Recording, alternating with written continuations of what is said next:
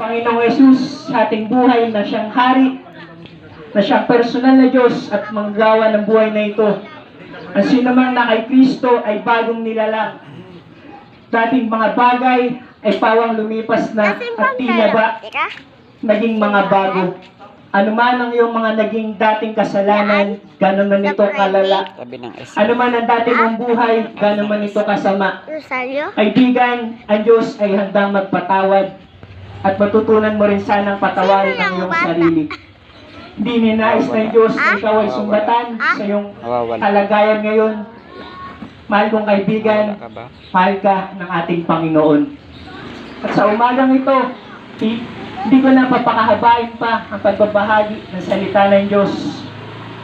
Kaibigan, mangyayari ang mga bagay na ito, katuparan ng pangako, ang kagalakan na hindi mapaliwanag, ang kakayahan na ipatotoo, kaibigan, ang mga dati naming buhay, mga napagtagumpayan namin.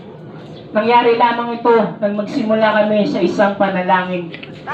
Kaibigan ko, mahal kong kababayan, kung ipapahayag lamang ng ating mga labi, kung aaminin lamang natin sa ating mga sarili na tayo ay pawang mga makasalanan at ating rin niya tatanggapin ng Panginoong Hesus na may buong pusong pagsambat pananampalataya, maniniwala tayo na siya'y muling binuhay, ay magtatamasa o magkakaroon tayo, kaibigan, ng kaligtasan. Kaligtasan, di lamang mula sa ating sariling labis na pag-iisip, hindi lamang mula sa pisikal na pagkapahamak, kundi kaibigan, kaligtasan ng ating buhay, kaligtasan ng ating kaluluwa. Di kita kilala personal, ngunit kilala ka ng ating Panginoon.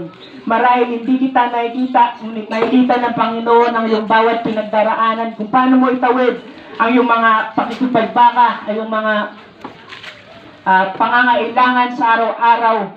Naririnig ng Diyos ang bawat hinaing mo, kaibigan, ay iyong pag-iyak, ay iyong paghingi ng tulong. Hayaan mo na sa umagang ito, kung saan man bahagi ng pangangaral ka kinuusap ng Panginoon, ang kinin mo ang pagkakaligtas, ang kinin mo, kaibigan, ang kagalingan, ang kinin mo ang tulong na nais niyang ipagkaloob sa iyo. At kung ikaw yan, kaibigan, iniiwan ko sa iyo ang pagpapasya ngayong umaga. Nais ng Diyos na ikay maligtas. Nais rin ng ating Panginoon na hanguin ka mula sa sitwasyon na nagpapahirap ngayon sa iyo. Pero ang tanong, mahal kong kaibigan, nais mo rin ba na maligtas at lumaya sa kasalukuyan mong sitwasyon? Kung ikaw yan, mahal kong kaibigan, hindi na ako magpapataas ng kamay. Meron kang kaseryosohan sa iyong puso at naglahad ka na kaunting sandali para sa pagbabahagi ng salita ng Diyos. Nais ko na sumabay ka sa maiksing panalangin. Sa panalangin na ito, nagsimulang kumilos ang Panginoon sa aming buhay. Kung handa ka na, kaibigan, ay sumabay ka sa panalangin na ito. Panginoong Hesus, maraming salamat. Patuloy sa saganang biyaya, maging sa pag-iingat sa araw-araw. Panginoon, inaamin ko sa aking sarili na meron akong pagkukulang. Patawarin mo po ko sa lahat ng aking nagawang kasalanan. Tinatanggap kita bilang personal na Diyos at tagapagligtas. Tinatanggap ko rin po ang buhay na walang hanggan, kasama na rin ang pag-asa na iyong inaalok.